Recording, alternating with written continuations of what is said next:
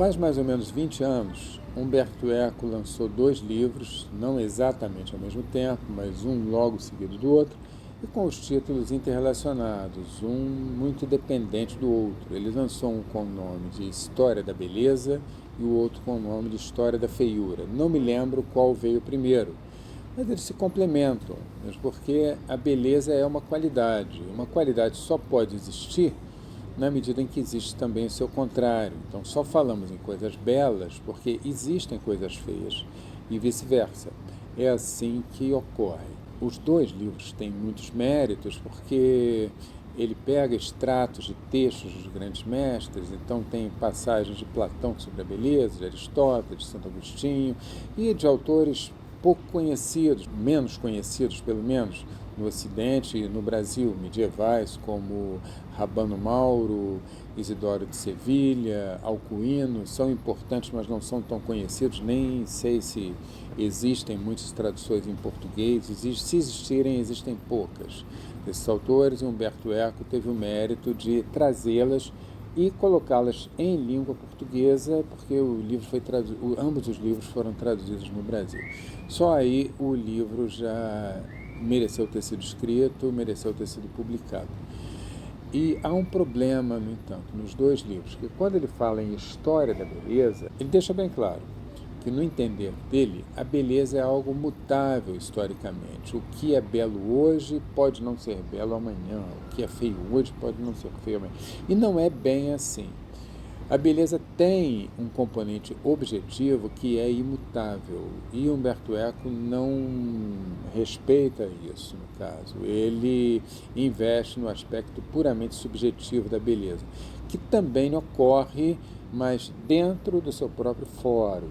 E existe o fórum objetivo da beleza. O correto seria dizer que as interpretações da beleza variam, e não a beleza em si. Há coisas objetivamente feias, porque a estética, que é uma disciplina gêmea da filosofia da arte, que estuda a beleza, tem, como toda ciência precisa ter, o seu postulado. E o postulado da estética, que estuda a beleza filosoficamente, é o seguinte: a beleza não pode ir de encontro à natureza, não pode entrar em rota de colisão com ela. Precisa estar em concordância. Isso é um postulado, isso não se questiona. Se a pessoa não aceitar isso, que vai estudar outra disciplina. Assim como a medicina tem seu postulado também, que é o de que a saúde é preferível à falta dela. A saúde é preferível à doença e à ausência de saúde, assim como a vida é preferível à morte. A medicina tem esses postulados. Quem não os aceitar, precisará seguir outra carreira. E no caso da estética, o postulado é esse: a beleza não pode ir de encontro à natureza. Então, por exemplo, olhos vermelhos são objetivamente feios.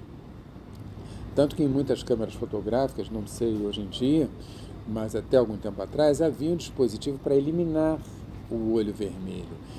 Os próprios fabricantes reconheciam como algo objetivamente feio. Por que é algo objetivamente feio? Porque o vermelho nos olhos é sinal de que algo não vai mal, no mínimo febre ou alguma doença.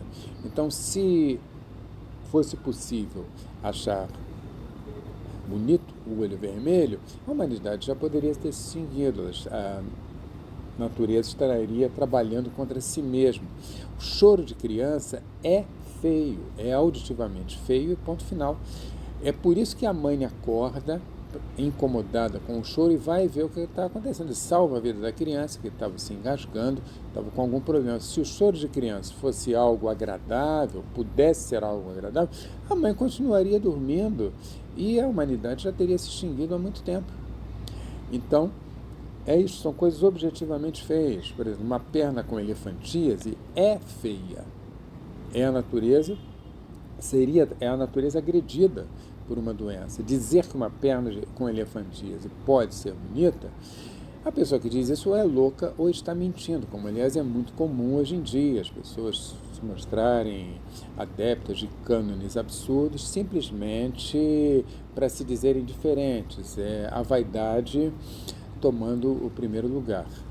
Pois bem, e Vejamos algumas situações paralelas. O que é feio na natureza, ou é belo na natureza, pode não ser na arte. Então, um rosto lindo pode ser mal representado na arte.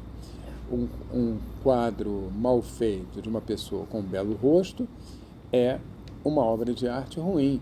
Uma boa fotografia de um corpo mutilado pode ser uma excelente obra fotográfica, embora o corpo mutilado em si, na natureza, seja feio. Olhos vermelhos são feios na natureza. E olhos castanhos e olhos azuis, qual o mais bonito? Aí realmente entra o parâmetro subjetivo. Na Roma Antiga, no início da era cristã, com as invasões germânicas, olhos azuis e verdes eram considerados feios no Império Romano. Por quê? Porque lembravam um inimigo imediato, germânico, que estava invadindo. Era inevitável a assimilação.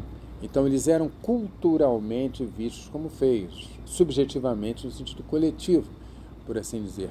Quando, depois de poucos séculos, aí já pelos séculos VI, século VII, por aí, os germânicos já estavam se fundindo geneticamente com os latinos, com os celtas, e já havia também eslavos penetrando na Europa. Também já havia uma fusão racial, e os eslavos também muitas vezes com olhos azuis e verdes. Isso deixou de ser um parâmetro. Então, aí o que vale é o parâmetro subjetivo. E a estética, assim como a filosofia da arte, o alvo dela é sempre a verdade e não a moda. Humberto Eco, naqueles livros, trata a beleza como se fosse puramente um modismo, digamos assim, e como se ela não tivesse um valor em si mesma. Mas ela tem, realmente tem. E a meta nossa, daqueles que fazem filosofia da arte, daqueles que fazem da filosofia da beleza, e a beleza é uma qualidade das coisas que chamamos de genuinamente artísticas, precisam ter sempre como bússola a verdade. Temos que nos esforçar por encontrá-la. No nosso caso aqui, admito que não tenho certeza de estar certo nas minhas colocações, mas tenho certeza absoluta de estar tentando acertar. Muito obrigado pela atenção de todos. Continuem conosco, vocês serão sempre muito bem-vindos.